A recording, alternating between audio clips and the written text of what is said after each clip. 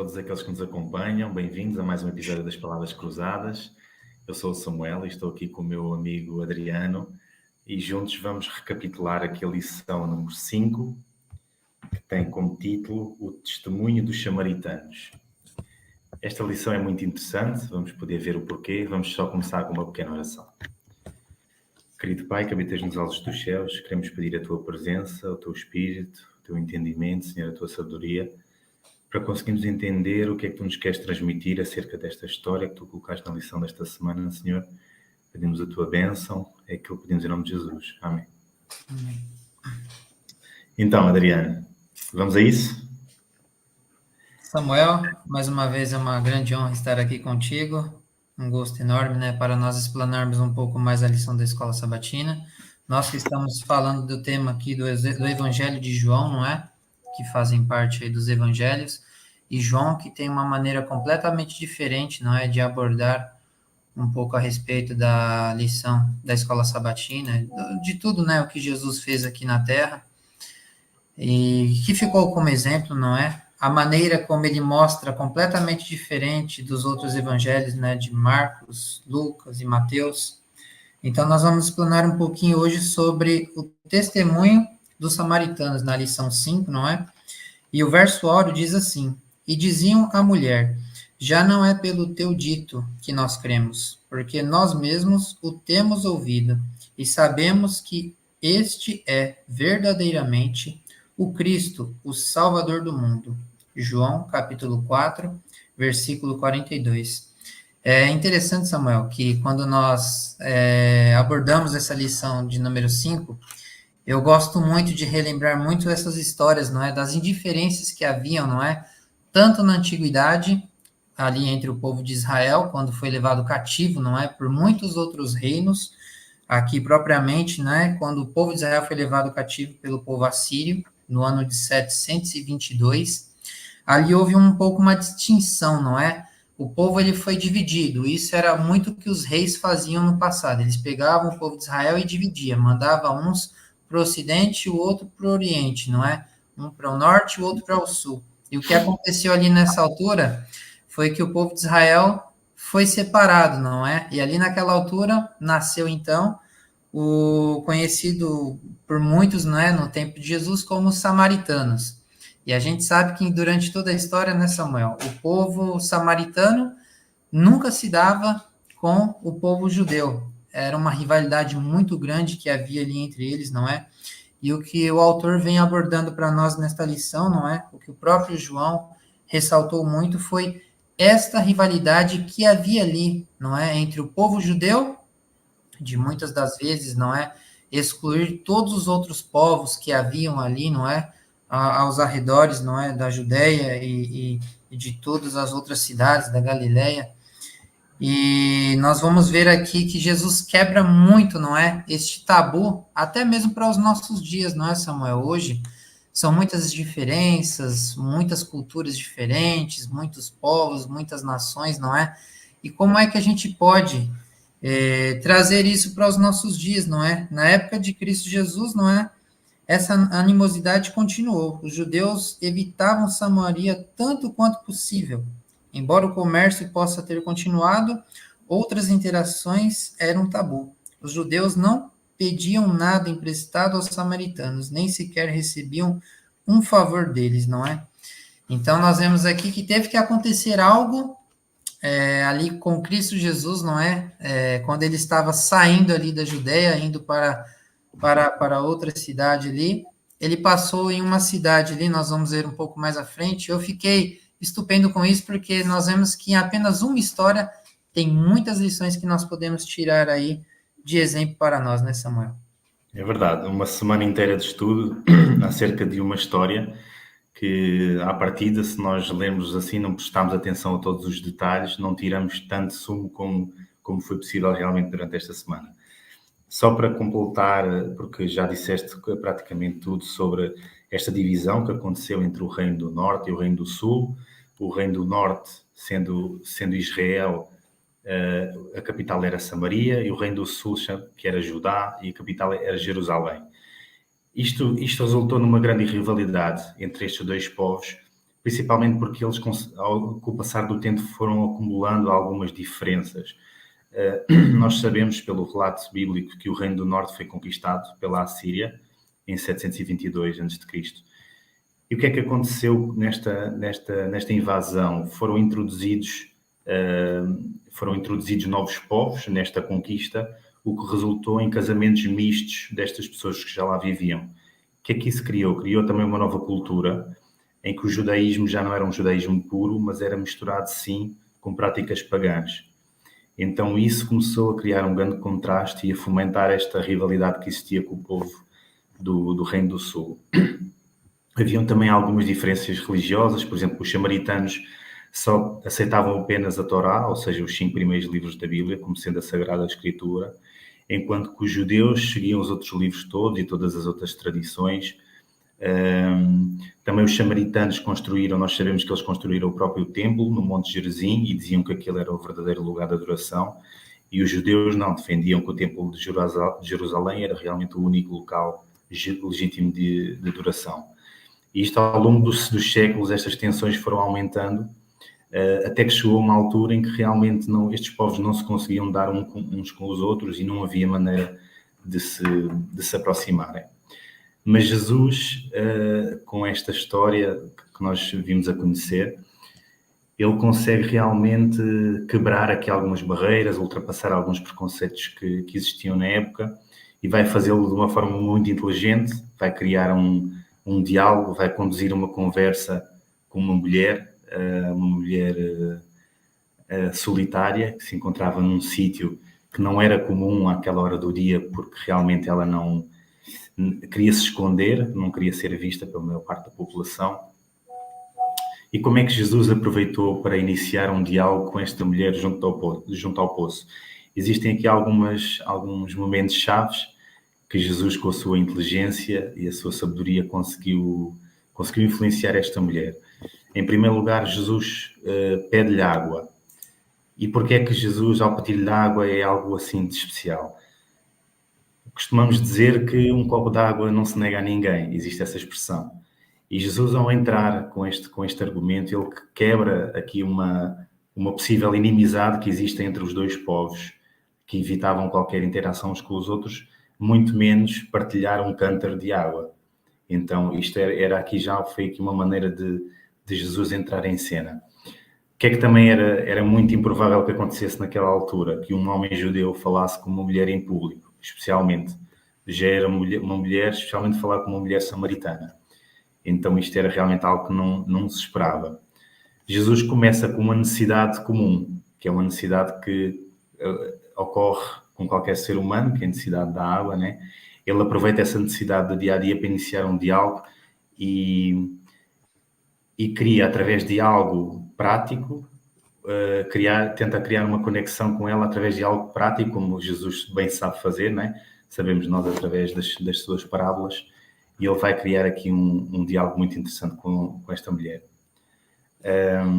Como é que nós lemos aqui João 4, 7 a 15, é um excerto daquilo que nós lemos esta semana, e eu se calhar lançava-te a pergunta, Adriano, como é que Jesus usa este encontro, então, para começar a dar testemunho a esta mulher?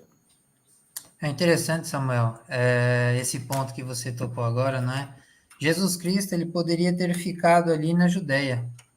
Eu vejo que desde o início, não é, aqui do Evangelho de João, nós vemos que Jesus, ele sempre sai do ponto onde ele está ali, porque ele sente em seu próprio espírito, não é? Que ele mesmo fala, que ele faz tudo ali pelo espírito do Pai, não é?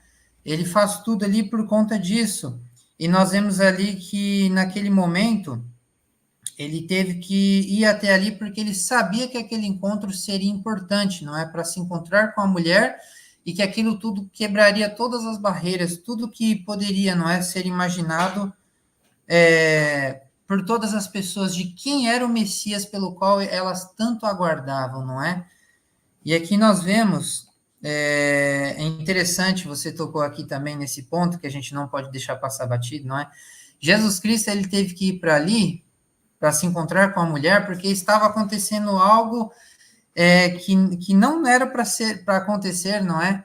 que eram os seguidores de João Batista, não é, Samuel? Nós vemos aqui que o autor vem deixando isso claro para nós, que Jesus teve que deixar a Judéia, né, para ir até a Galiléia para evitar contendas entre os seguidores de João Batista. Então nós vemos, não é, que ali acaba sendo denotado uma questão de, mais ou menos, de competição. Quem batizaria mais, não é? Se era Jesus Cristo ou se era João Batista. E nós vemos que ele mesmo responde, não é? Que os discípulos de João, muito naturalmente, eram ciosos da reputação e do estatuto do seu mestre, não é? E o próprio João Batista responde, em João, capítulo 3, versículo 30, convém que ele cresça e eu diminua, não é? Nós vemos que o próprio João Batista deixou isso claro, não é? Para os seus seguidores, de que Jesus viria, sim, para fazer obras maiores do que aquelas, não é? Que ele havia dito, não é? Predito para muitas pessoas que o Messias viria e que cumpriria, sim, o seu ministério aqui nessa terra.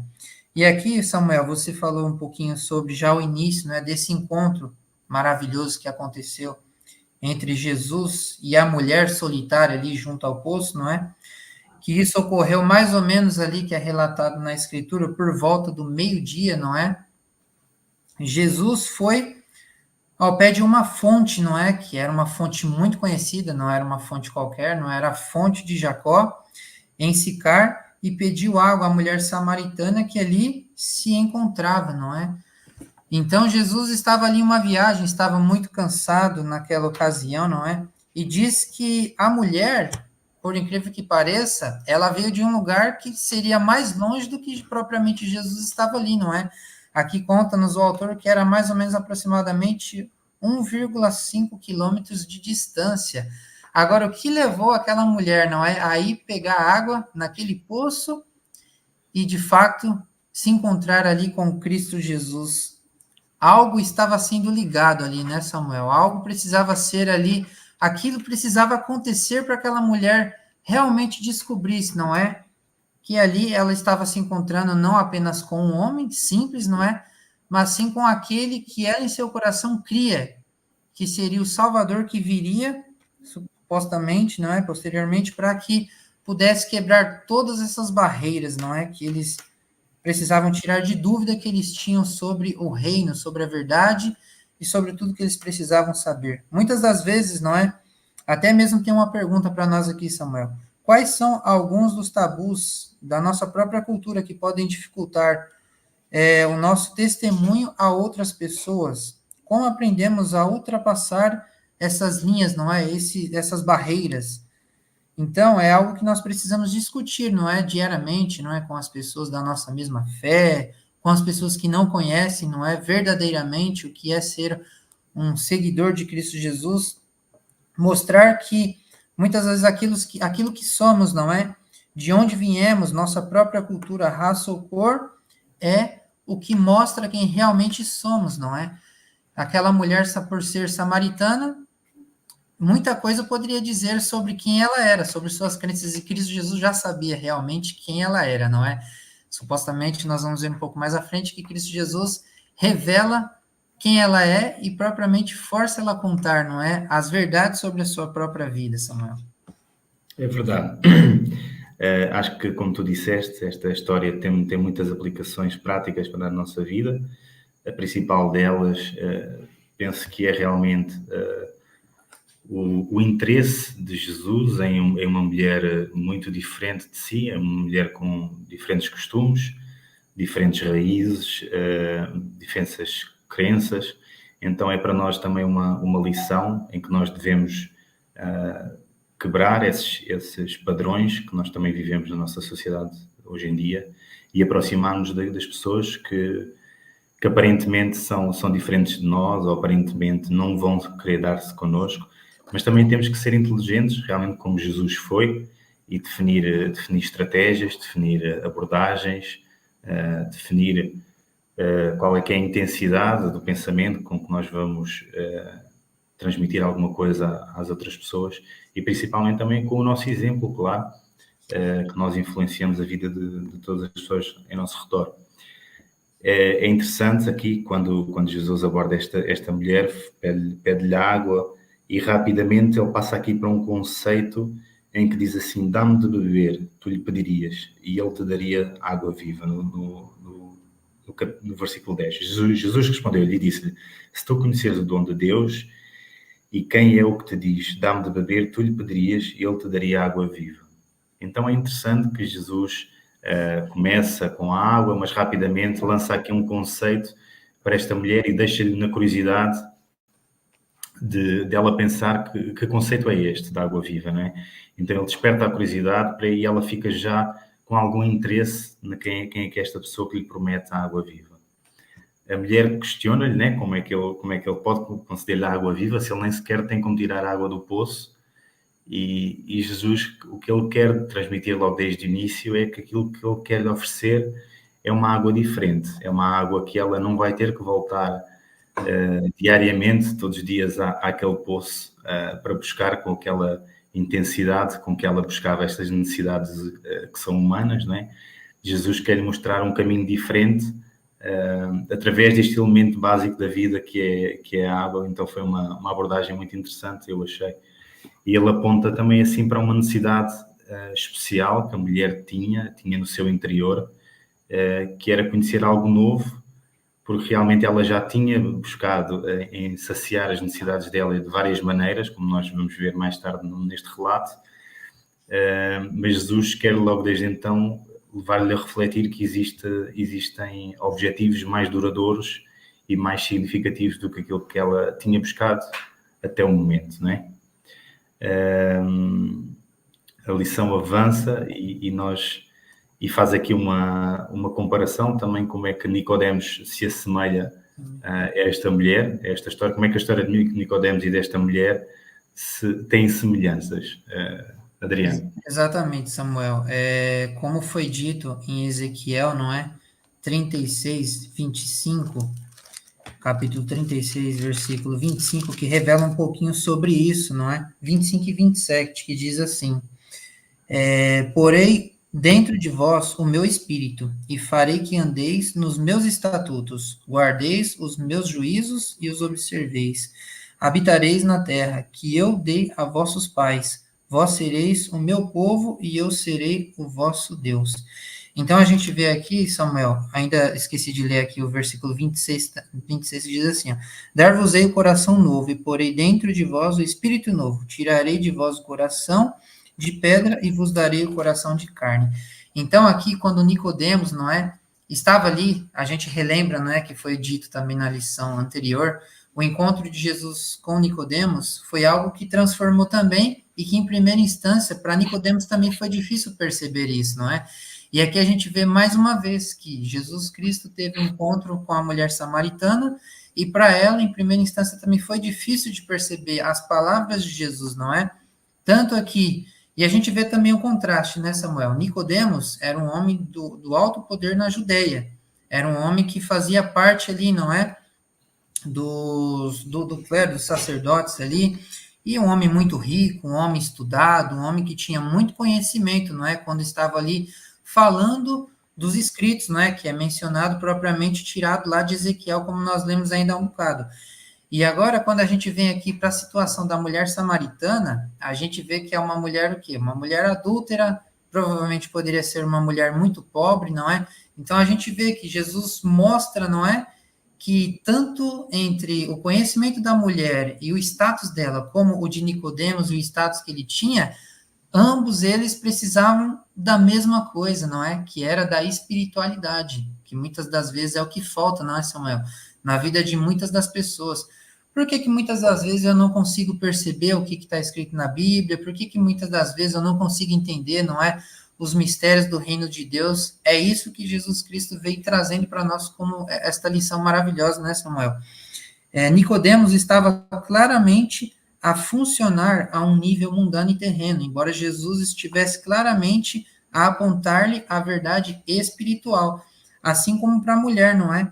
Ela raciocinou que a água oferecida por Jesus evitaria o quê? Outras vezes dela ter que voltar ali ao poço, que ela não precisaria mais passar por todas as situações, né, de passar ali pelos homens ou muitas outras coisas que ela estava enfrentando em sua própria vida, não é, Samuel? ela viu aquilo como um alívio, mas terreno, algo temporal, não é? Que muitas das vezes é o que os nossos olhos deixam nos ver, não é, Samuel? A gente não consegue ver além do que Jesus quer mostrar para nós, não é? E muitas das vezes foi na vida dos discípulos, que a gente vai ver um pouco mais à frente, não é? Muitas das vezes eles entendiam aquilo só momentâneo, não é? Esporadicamente, mas não entendiam que tudo aquilo que estava acontecendo teria um significado um pouco maior e mais à frente, não é? No fundo, aquilo que Jesus quer transmitir tanto a Nicodemos como a esta mulher é que existe a possibilidade de uma transformação completa e esta água que ele promete, que se torna uma fonte a jorrar para a vida eterna, Jesus aponta realmente para uma vida guiada e sustentada pelo Espírito Santo. Tal como isso, o versículo de Ezequiel que tu leste, Deus promete-nos que vai nos capacitar a viver segundo os seus caminhos e que ele consegue, que nós conseguiremos manter essa verdadeira comunhão e adoração a Deus. E segue a história aqui nesta conversa com esta mulher, que Jesus passa deste tema da água e faz aqui um twist no assunto e pergunta-lhe sobre o marido, não é? Exatamente. Então, mas como é que é exatamente a pergunta que Jesus faz? Vai e chama o teu marido e vem cá, não é? No versículo Ou seja, 16. Jesus muda aqui completamente o rumo da conversa e às vezes até nos faz pensar porque é que foi assim uma mudança tão repentina, porque é que Jesus entrou desta maneira, não é? Nós sabemos que Jesus enfrenta esta mulher desta maneira porque ela precisava também enfrentar a sua situação para encontrar uma cura. Ellen White diz que esta alma, antes que pudesse receber o dom que Jesus ansiava conceder-lhe, seria preciso que ela reconhecesse o seu pecado e o seu Salvador. Então, isto também transmitindo para a nossa vida é um ensinamento muito importante, porque realmente nós às vezes podemos também ter estes encontros na nossa vida e estas verdades duras que precisamos de ouvir, porque Jesus quer que nós encontremos e reconheçamos também o nosso pecado e a nossa condição e possamos, antes de nos conduzirmos a outros níveis, a outra maturidade espiritual, a alcançarmos mais conhecimento, Jesus quer que nós reconheçamos a nossa condição pecadora, enfrentamos o nosso pecado e não adiemos dia após dia a nossa conversão e entregarmos as nossas dificuldades a Jesus. Penso que é este o objetivo que Jesus tem quando faz esta pergunta a esta mulher de uma forma assim tão direta. Mas a lição diz-nos que esta mulher ainda continua assim com alguma evitação. Ela coloca-lhe uma questão sobre qual é que seria o local certo para adorar, né? Falamos aqui um pouco sobre este monte Gerizim, em Samaria. Eu posso ler aqui o excerto onde que esta mulher diz assim: disse a mulher, Senhor, vejo que és profeta. Nossos pais adoraram neste monte e vós dizeis que em Jerusalém é o lugar onde se deve adorar. Disse Jesus, mulher, crê-me que a hora vem em que nem neste monte, nem em Jerusalém adorareis o Pai. Pronto. Depois continua, acho que quem nos acompanha, se não teve a oportunidade, deve ler tudo o resto. E porque é que é importante também falarmos deste ponto da conversa? Jesus faz ver esta mulher que realmente o local de culto era a coisa menos relevante para esta conversa. O que é que talvez não fosse tão irrelevante? O facto de que os samaritanos eram uma mistura entre o judaísmo e o paganismo, e isso realmente era algo que precisava ser corrigido. E em João 4, 25 a 26, Jesus vai fazer aqui uma coisa que fez muito poucas vezes na sua história, e a lição diz-nos que esta é a única passagem antes do julgamento de Jesus em que ele admite realmente a sua verdadeira identidade, em João 4, 25. A mulher disse-lhe, eu sei que o Messias, que se chama Cristo, vem. Quando ele vier, vos anunciará tudo. Jesus lhe disse, eu sou, eu que falo contigo. Porque é que realmente Jesus foi admitir a sua identidade a uma mulher que era uma mulher solitária, uma mulher aparentemente com pouco valor naquela sociedade? O que é que isto nos mostra do amor que Jesus tem por qualquer pessoa em que condição se encontre? O que é que tu achas? A gente vê aqui, né, Samuel, que logo na primeira invitação que ela fez ali para com Cristo Jesus, não é? Falando que ela já não teria mais sede, que ela já não. Seria só aquilo, não é? Jesus transpõe aquele limite e mostra para ela que vai além daquilo que ela estava dizendo para ele naquele momento, não é? E ele já expõe a vida dela, e ali naquele momento a gente vê que acontece três coisas, não é? Ela reconhece o que realmente Cristo Jesus estava dizendo, ela confessa, ela acabou por dizer a verdade, não é? E ela se entrega ao dizer, não é, que ela reconhecia ele como um profeta, não é? E aqui também a gente vê, Samuel, o autor tem até trazendo para nós aqui, não é? Que esta mulher que não era só de uma cultura estranha, como também não era do mais elevado caráter moral. Jesus revela abertamente quem ele é para ela, não é? E nós vemos aqui que ao ela se entregar, a gente vê que no fundo do seu coração, que era isso que Cristo Jesus estava buscando nela, Samuel, era que ela cria realmente que o Salvador viria, não é? Como ela respondeu aqui no versículo 25 aí do capítulo 4, eu sei, respondeu a mulher, que há de vir o Messias, chamado Cristo. Quando ele vier, nos anunciará todas as coisas. Então era isso que Cristo Jesus buscava, não é? Ao fundo lá, no íntimo do coração dela, saber sobre este interesse, despertar isso, não é? Que ela colocasse revelado e que ela não evitasse, não é, falar disso. A gente vê que já não tem mais para onde ela fugir e que ali naquele momento ela se entrega de vez, não é? E ali nós vemos um pouco mais à frente, não é? O que que isso acarreta, não é? Aonde ela acabou indo levar, não é? Essas boas novas. É muito importante, Samuel, o autor traz para nós, não é? Sabermos que o evangelho que salva e resgata, não é? As nossas vidas e de todas as outras pessoas pode ir além do que muitas vezes nós imaginamos, não é? Às vezes a gente acha que é só aqui na nossa vida diária, no nosso cotidiano, né, no nosso trabalho, no nosso lar, entre a nossa família, mas não, a gente sabe que o evangelho pode ir muito além do que os nossos olhos podem ver, não é? Eu trago mesmo como experiência, já convivi muito isso, não é?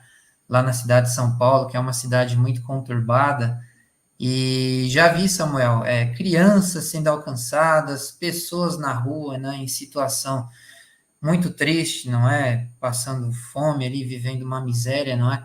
A gente vê que é em todos os lados, não é? Quer seja rico, quer seja pobre, como a gente já falou, não é? É o que Jesus nos mostra, né, Samuel? Que o amor dele pode alcançar e atravessar inúmeras barreiras pelas quais pode ser imaginado, não é? E outra coisa também é quebrar, não é? Esse preconceito, essas indiferenças, não é? Ah, é só os judeus que vão ser salvos, é só os adventistas, e não é isso, né, Samuel? A gente sabe que todo aquele que crê, todo aquele que aceita Cristo Jesus como seu único Salvador, pode sim fazer parte desse plano maravilhoso de Deus. E a gente vê que ao ela saber disso, Samuel, aqui já indo já para o fim um pouco desta lição, não é? Não sei se você quer comentar mais alguma coisa, que ela, ao saber disso, ela já vai correndo levar as boas novas. E a gente vê que muitas das vezes, quando acontecia algum milagre, não é? Algum sinal, como o próprio autor João vem trazendo para nós neste evangelho, não é? Que já não é mais milagre, agora são sinais, que quando acontece esses sinais, Cristo Jesus sempre pedia para que não contassem ainda, não revelassem quem era o Messias, não é? E aqui neste momento a gente vê que Cristo Jesus queria com que isso tudo acontecesse, não é? E ao ela voltar ali para Samaria e contar para todos ali, não é? Todos se maravilharam com o que ela disse, não é? Com as maravilhas que ela revelou, que ele sabia tudo praticamente sobre a vida dela, não é? Que ela já teve muitos outros maridos e que ela não tinha um marido, não é? E naquele momento eles ficaram maravilhados e quiseram sim conhecer esse Cristo Jesus, não é? E ali nos conta, né, Samuel, que eles pediram, eles próprios, os samaritanos, pediram para que Cristo Jesus ficasse ali, não é? Mais alguns dias com eles, para que contasse dessas maravilhas, de tudo isso que eles não sabiam, né, Samuel? Muitas das vezes a gente vê aqui que não importa a placa, não importa a denominação, às vezes tem muitas pessoas que não conhecem a verdade completa, como a palavra de Deus nos revela, simplesmente aqui, né, Samuel? A gente não precisa ir buscar em outros lugares, não é? A Bíblia ela é clara, ela é a palavra que nos ilumina, como diz o próprio Salmos, não é? Que a lâmpada para os meus pés é a tua palavra e luz para os meus caminhos. É unicamente o que a gente precisa diariamente, é a palavra do Senhor. E aqui nesse momento a gente vê que eles passaram momentos ali, não é? Aprendendo sobre o reino de Deus, o que seria, não é? Passarmos um dia a vivermos esse reino maravilhoso que não seria aqui na terra, não é? Que era muito pregado pelos judeus, acredito eu, até mesmo pelos samaritanos, não é? Quando se fala de templos, não é? Ela mesma disse isso para Jesus Cristo sobre a referência de templos. A gente vê que as pessoas se apegavam muito a algo físico que seria aqui nesta terra, que teria um rei que viveria aqui na terra e que salvaria todos e todos viveriam ali neste templo, né? A gente vê que Jesus Cristo ele transpõe isso e mostra que a Jerusalém não seria parte daqui, que seria algo pelo qual nós faríamos parte, sim, com ele um dia, para morarmos ali até a eternidade. Não tenho muito mais a acrescentar àquilo que tu já disseste. Retirar, acho que o mais importante desta lição é que ela é uma lição que nos vai ensinar o poder de quebrar barreiras e preconceitos, de ultrapassar essas diferenças que existem entre todos nós, que é normal que existam, mas que podem ser quebradas. É uma lição de testemunho, de espalhar o Evangelho. Nós vemos aqui o poder que teve Jesus ao aproximar-se desta mulher e ao conseguir convertê-la, assim, numa fase inicial. Vemos o poder que isso teve nas pessoas da cidade dela, se calhar na família dela, em que essas pessoas também sentiram curiosidade de conhecer Jesus pela ação que ele teve na vida desta mulher. E penso que isto é uma lição grande para nós, que em meio a esta sociedade que nós vivemos, como tu próprio também disseste, é preciso fazer chegar a verdade, esta verdade bíblica, a verdade de Deus, tal como a Bíblia é, porque existem muitas pessoas hoje em dia que já ouviram falar de Jesus, já ouviram falar de Deus. É difícil, se calhar, encontrar alguém que não tenha ouvido falar, mas se calhar não conhecem a verdade divina como nós conhecemos e da maneira como ela é, conhecem uma outra versão que lhes foi chegada ao longo dos anos e ainda não tiveram oportunidade de ter um encontro pessoal com Jesus Cristo, como esta mulher teve e como eu espero que nós também tenhamos todos. Portanto, esta lição para mim, resumidamente, é isto, é o poder do Evangelho, é o poder do testemunho, o poder de quebrar de barreiras, de ir mais a longe e aproximarmos das pessoas. Acho que este é o grande ensinamento desta lição. Não sei se tens mais algum comentário a fazer. Não, Samuel, eu só gostaria de deixar aqui, né, as palavras de Ellen White. Ela diz assim: esta mulher, ela representa a ação de uma fé prática em Cristo. Todo verdadeiro discípulo nasce no reino de Deus como missionário. Aquele que bebe da água viva, faz-se fonte de vida. O que recebe, tornar-se doador. A graça de Cristo na alma é como uma nascente no deserto, fluindo para refrigério de todos, e tornando os que estão prestes a perecer ansiosos por beber da água da vida. Eu vejo essas palavras da Ellen White aqui, não é, Samuel, como um resumo completo, não é, do que nós nos tornamos quando nós nos entregamos, quando nós descemos as águas e nascemos para Cristo Jesus. É muito bonito quando ela fala que nós, como novos discípulos de Cristo Jesus, seguidores de Cristo, nós nos tornamos uma fonte a jorrar para muitas outras vidas, não é, Samuel? A nossa própria família, como propriamente tu disseste aí, os nossos amigos, quer seja no trabalho, no dia a dia que Cristo Jesus coloca, não é, à nossa frente. Nós temos sempre uma oportunidade de falarmos, não é, dessas boas novas, de sermos testemunhas vivas, não é? Somos também o tição tirado do fogo, como é dito, não é, pelos pelos nossos reformadores da fé, não é? Os heróis da fé que testemunharam já há algum tempo atrás, são os exemplos para nós, não é? E hoje, em nossos dias, Samuel, fica para nós, não é? A tocha acesa em nossas mãos. Nós temos este ministério agora, né? Para continuarmos em nossos dias. Sabemos que Cristo Jesus já está às portas, não é? Para o seu regresso. Assim como ele próprio disse, não é? Aqui, lendo a história que ele relatou ali, não é? Para a própria mulher samaritana, nós vemos que Cristo Jesus já está às portas e nós precisamos mostrar essa água da vida, não é? Esse pão da vida que todos podem fazer parte e podem habitar eternamente com Cristo Jesus. Amém. Amém.